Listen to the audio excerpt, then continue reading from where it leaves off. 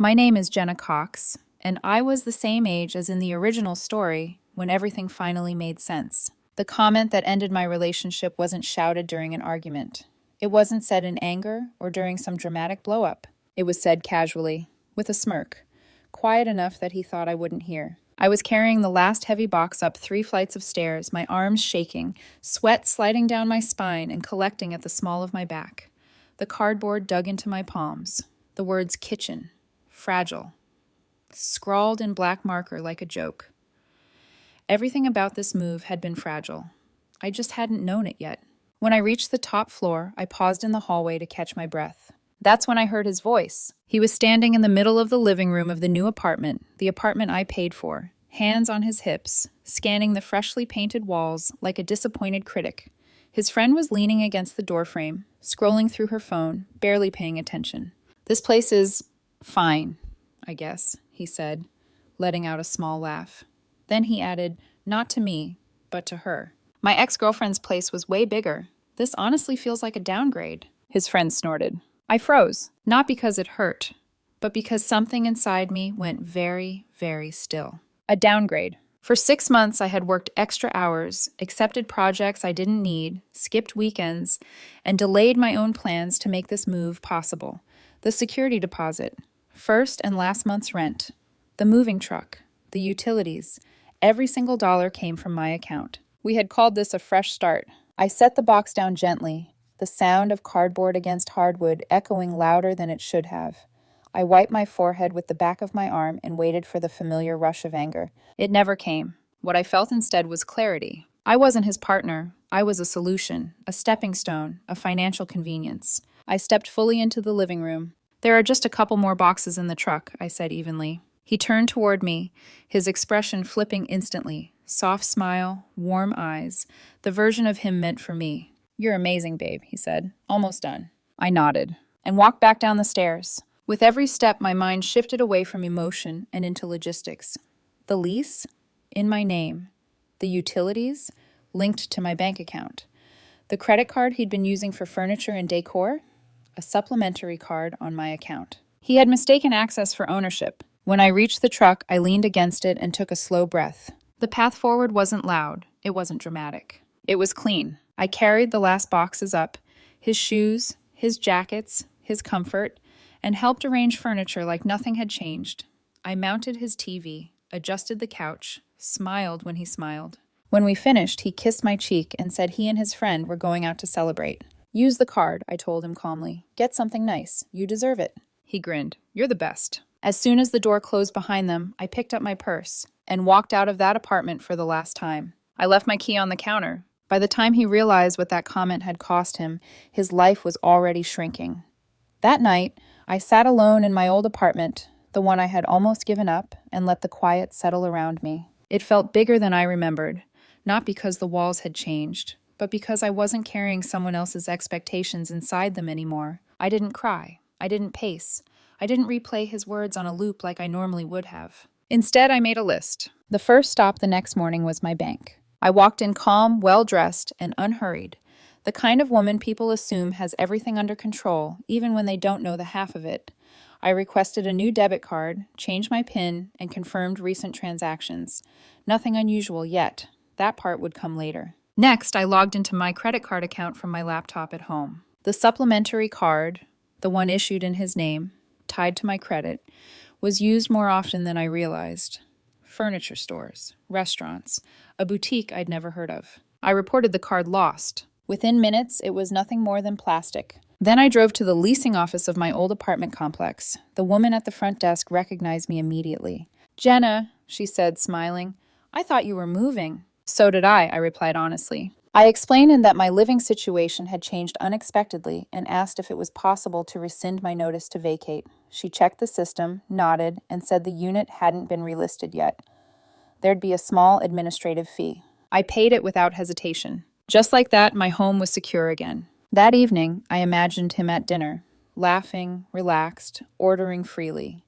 I wondered how long it would take before reality tapped him on the shoulder. 5 days, as it turned out. The first text came late in the afternoon. "Why did my card get declined?" I didn't answer. A few minutes later, "This is really embarrassing. I'm at a restaurant. Call me now." I screenshot the messages and saved them to a folder on my desktop labeled Consequences. An hour later, the tone shifted. Did something happen to the account? Maybe it's a mistake? Jenna, are you okay? Still, I said nothing. Silence can be cruel, but it can also be instructive. By the end of the week, I could tell he was back from his little celebratory trip. My phone started ringing, over and over. Calls from numbers I recognized, calls from numbers I didn't. I let them all go to voicemail. His messages grew longer, more emotional, less controlled. This isn't funny anymore. We need to talk like adults. I don't understand what's happening. Then came the emails. The first was a single line. I don't understand what's happening. The next was a paragraph, then 3, then 5. He wrote about how much he'd sacrificed for us, how excited he'd been for our future, how cruel it was for me to disappear without explanation. He never mentioned the comment, never acknowledged the comparison to his ex-girlfriend. In his version of events, I had simply malfunctioned. After 3 weeks of silence, I finally replied. Not with anger, not with emotion. With facts. I heard your comment on moving day. You described the apartment I paid for as a downgrade compared to your ex-girlfriend's place. I've decided to respect that perspective. The apartment is yours. I've secured my previous residence and will not be moving in. The utility accounts have been transferred to your name. The supplementary credit card has been deactivated. I consider our relationship over. I'll be in touch regarding the lease. The response was immediate. Explosive. He accused me of overreacting to a joke, of being vindictive, of planning this all along. But the part that mattered, the part that told me everything I needed to know, was what he focused on most. The money. How am I supposed to afford this place by myself? You know I can't pay this rent alone. You set me up to fail. There it was. Not grief over losing me, not regret over hurting me, fear over losing what I provided. I didn't reply, because the truth had already said enough, and I had a feeling his downgrade was about to become very real. If silence was the first crack in his world, panic was the collapse that followed. The calls didn't stop after my email. They multiplied. Voicemails stacked up one after another, some angry, some pleading, some carefully rehearsed like audition tapes for sympathy. I listened to exactly 2 before I stopped entirely. The first was him, pacing, breathless. Jenna, this is getting out of hand. You're being dramatic. We can talk this through like adults. The second wasn't him at all. It was his sister. She spoke slowly, carefully, the way people do when they're trying to sound reasonable while delivering a threat wrapped in concern. We're really worried about him. He's not sleeping. He says you just disappeared. This isn't like you. Whatever misunderstanding happened, it's not fair to punish him like this. Punish him. I closed my laptop and leaned back on my couch, staring at the ceiling. They all framed it the same way, as if I'd flipped a switch out of nowhere, as if accountability were cruelty. 2 days later, his mother tried. Her voicemail was thick with disappointment. Jenna, I raised my son to believe in commitment. I don't know what you're trying to prove, but abandoning someone like this isn't how decent people behave. I deleted it. The emails, though, that's where things got interesting. They started shifting in tone, evolving as his options ran out. At first, he was confused, then wounded, then philosophical. One message talked about how relationships go through phases. Another mentioned stress and miscommunication. He even suggested couples counseling, as if what we needed was a mediator to explain basic respect. Then, inevitably, he pivoted. I never meant that comment the way you took it. You know I was joking. You always get sensitive when you're tired. There it was. Minimization, deflection, blame. And when that didn't work, the mask slipped. You're really going to leave me stuck with rent I can't afford? What kind of woman does that? That line stayed with me. Not because it hurt, but because it clarified. In his mind, my role wasn't partner. It was safety net. And safety nets, apparently, aren't allowed to be cut. I didn't answer. Instead, I received a call from someone I hadn't expected. Mark. He was a mutual friend, someone neutral, someone who had always stayed out of our relationship. When I answered, his voice was hesitant. Hey, Jenna. I wasn't sure if I should call, but I think you need to know something. I sat up. He told me about a night out the previous weekend, about drinks, about laughter that got too loose, about my ex talking too freely.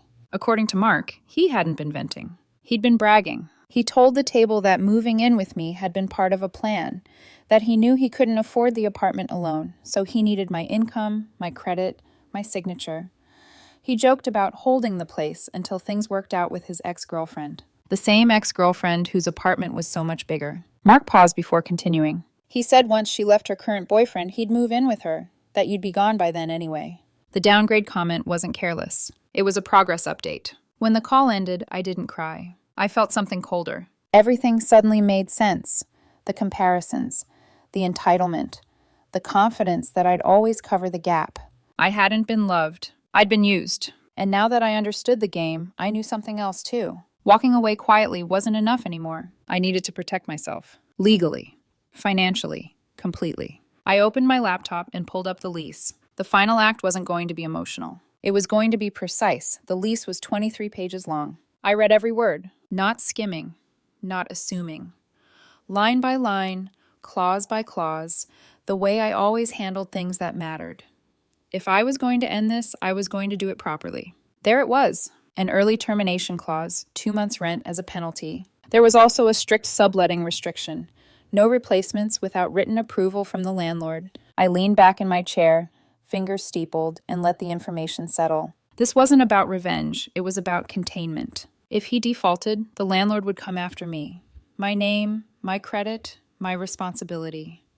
I couldn't let his poor planning, or worse, his deliberate manipulation, damage my future. The next call I made was to the landlord. I was calm, professional, clear. I explained that I would not be occupying the apartment, that my circumstances had changed, and that the other listed occupant intended to remain.